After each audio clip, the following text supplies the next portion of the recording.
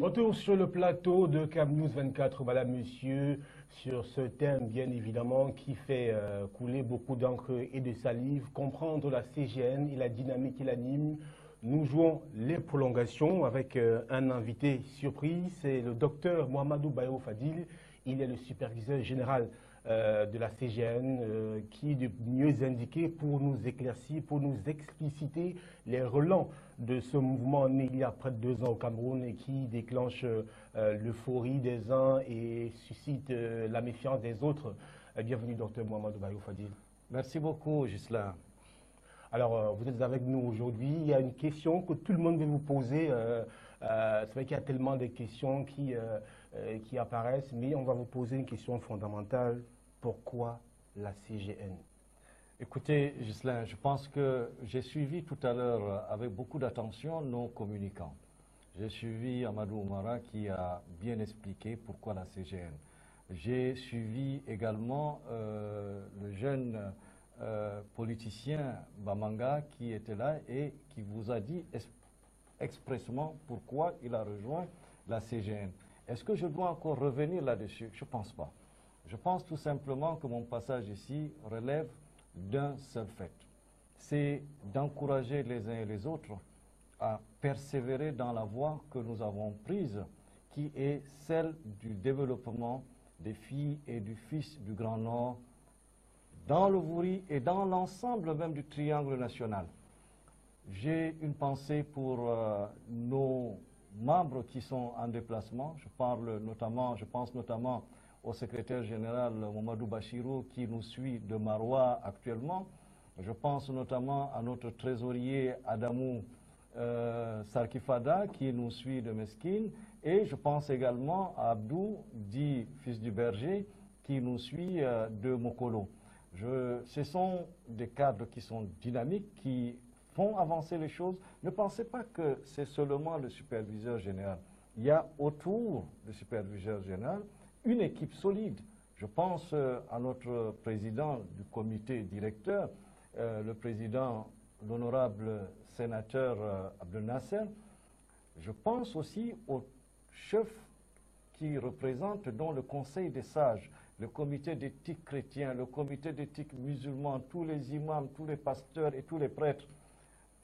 Ce sont ceux-là qui font la CGN. Et quand vous êtes entouré de cette qualité de personnes, de cette diversité, de ce genre de compétences, une compétence donc à divers niveaux, vous pouvez avancer sans pouvoir craindre quoi que ce soit. Mais j'aimerais ajouter une chose. Qu'est-ce qui m'a le plus surpris par rapport à la CGN? C'est le jour où, un matin, je vois sur ma tablette un message qui tombe que j'ai créé un parti politique. J'étais en train de prendre mon café, comme je dis dans mon jardin, et tout d'un coup, j'ai trouvé que ce café qui avait été servi par Boris Berthaud, qui est devenu entre-temps quelqu'un de connu par mon entourage, j'ai trouvé que ce café était indigeste. Je veux dire et répéter à qui veut l'entendre que je suis bel et bien du Rassemblement démocratique du peuple camerounais. Je veux dire aux uns et aux autres que la CGN est une association apolitique qui va dans le sens du développement des filles et du fils du Grand Nord, l'entraide qui doit exister entre ces fils, l'entraide qui doit exister entre ceux qui vivent dans la partie méridionale du pays et la partie septentrionale du pays.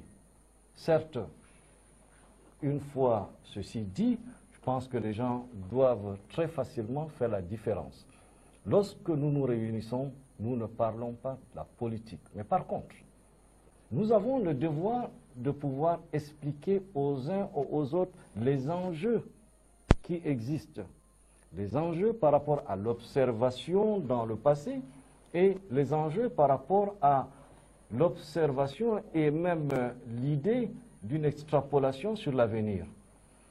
Et lorsqu'on regarde le passé, sur les 30 dernières années où j'ai eu à jouer un rôle déterminant dans le Vouri, où j'ai eu à sillonner le Cameroun pour le compte du RDPC, de Guider à Mindif, de Mindif à Bomban, de Bomban à Yagoua, de Yagoua à Bafoussam à plusieurs reprises, l'Ouest dans tous les arrondissements, et de façon permanente dans le Vouri depuis 1996 au niveau de la coordination du parti. J'observe une chose, et que les gens n'essayent pas de démentir cela. Le RDPC est le seul parti qui embrasse tout le triangle national. Les autres partis politiques restent des partis régionalistes. J'ai fait une déclaration dernièrement où j'ai plutôt parlé des pourcentages, où j'ai bien explicité que sur les 72%, lors des élections d'octobre 2018, le candidat Paul Biya obtient donc les 72%, ça ce sont des chiffres réels, et sur les 72%, le Nord Cameroun, c'est-à-dire le septentrion dans son ensemble, lui donne près de 47% des voix. Quand on voit ceci, quand on analyse véritablement ces données, ce sont des faits qui sont indiscutables. Nous nous disons que nous qui vivons dans la partie méridionale du pays et qui appartenons donc au septentrion,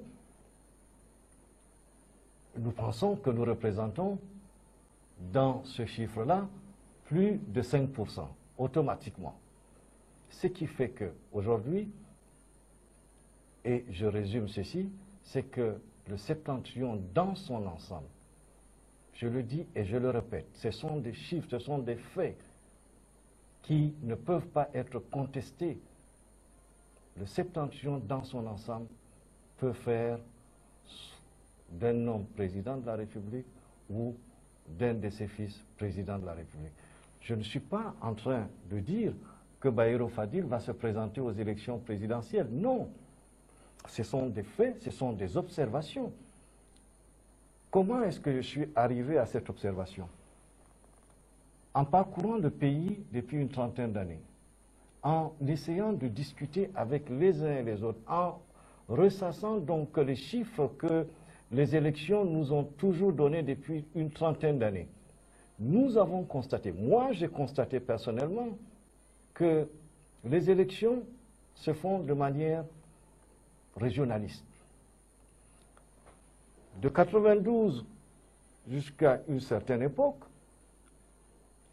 une partie de l'Ouest est la zone anglophone et une partie également de Douala, c'est-à-dire dans le littoral, surtout les ressortissants de l'Ouest, ont toujours voté pour le SDF,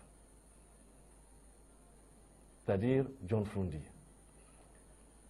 La dernière élection d'octobre 2018, un tournant majeur a été observé. Ce tournant, c'est la présentation d'un candidat du MRC et l'Ouest, dans sa quasi-globalité, a suivi le candidat du MRC. Ceci ne peut pas être démenti. Depuis une trentaine d'années, le NUN a voté pour l'UDC, de Damjoya. Il n'y a rien à dire. Et la partie,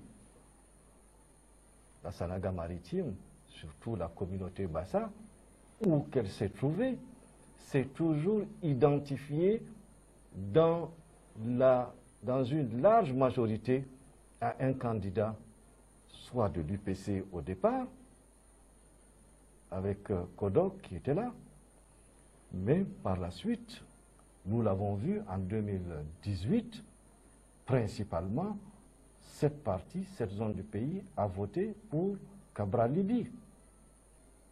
Le centre-sud-est vote majoritairement et sans surprise pour le candidat Paul Biya, ce qui est normal.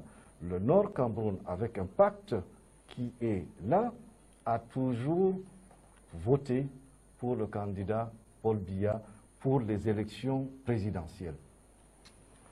En extrapolant ceci, on se dit, ce qui est clair et net, c'est que si la Constitution camerounaise telle qu'elle est rédigée aujourd'hui parle du suffrage universel, c'est-à-dire d'un homme, une voix, et que le résultat des élections présidentielles, une fois proclamé, le vainqueur a 50% plus une voix, il est tout à fait facile de comprendre que le jour où un fils du Nord Cameroun va se présenter aux élections, le jour où le président Paul Biya ne sera pas là, on ne parlera même pas d'alternance. Le Nord Cameroun seul peut faire de quelqu'un ou d'un de ses fils président de la République.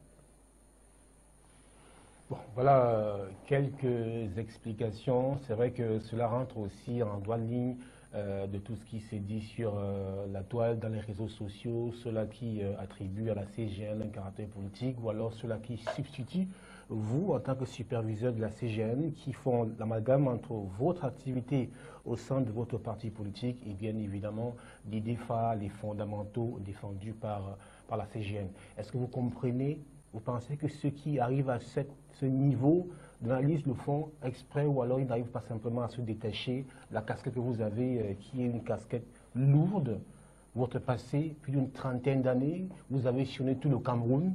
Est-ce que votre expérience finalement ne peut pas jouer contre vous et amener les gens à croire que parce que vous maîtrisez tout le Cameroun, effectivement, vous êtes mieux parti pour... voilà. Non, je pense personnellement que le RDPC m'a tout donné. Franchement, au niveau de l'expérience politique. En 1991, les premières consultations législatives de 92, j'ai été envoyé comme départemental, j'avais 31 ans, dans le Mayoluti pour la sélection de nos candidats.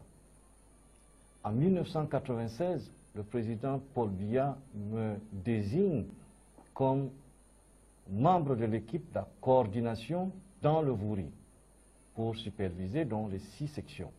Dans la QV, donc de grands frères, paix à son âme, Oboufégué, paix à son âme, Gewa Omer. Aujourd'hui, M. Tobo Eyoum est avec nous, heureusement d'ailleurs, mais au niveau de Yaoundé également, qui avait un statut particulier au niveau du parti, le Fundi avait Emma Basile, qui était donc le président de la coordination. C'est cette QV-là.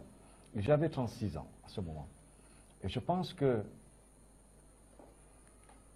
je suis très content et je ne peux être que reconnaissant par rapport à cette désignation, par rapport à l'expérience que j'ai acquise en étant dans cette équipe, en sillonnant également le pays pour des opérations ponctuelles. J'ai oublié tout à l'heure de parler de Mindif, là dans l'extrême nord. J'étais aussi à Mindif pour des opérations de renouvellement des organes de base du parti. Ceci vous donne une expérience et une observation politique que les gens n'ont pas. Maintenant, sortons de ce cadre-là, parce que nous sommes en train de parler de la CGN. De la politique à l'association que nous avons aujourd'hui, c'est-à-dire la CGN, il n'y a qu'un seul pas. Nous ne pouvons pas avoir cette expérience-là et ne pas également enseigner ou partager cette expérience avec les nôtres. Ce que j'admire le plus, c'est l'organisation de la communauté de l'Ouest dans les foyers, les associations, les tontines. Un mot d'ordre est donné et tout d'un coup, les mots d'ordre sont respectés. Nous allons dans le même sens, la même organisation, mais cette fois-ci avec beaucoup d'engagement, beaucoup d'expérience et du vécu que nous transmettons à ceux qui sont là, mais aussi à la jeunesse.